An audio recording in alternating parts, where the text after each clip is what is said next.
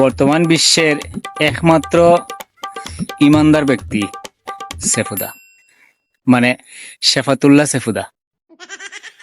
14 গোষ্ঠীর কুকীর্তির কথা অকপটে স্বীকার করার মতো সৎসাহস একমাত্র সেফুদার আছে, বুঝে? আমাদের পরিবারের সবাই একটু লুচ্চা টাইপ, বুঝছো? আমার দাদাও লুচ্চা ছিল, বাবার কথা বলবো না, সরব। আমি নিজেও লুচ্চা ভাই, আমার ছেলেটাও লুচ্চা হয়েছে। আমার বড় 2 ভাই ছিল আওয়ামী রাজাকার।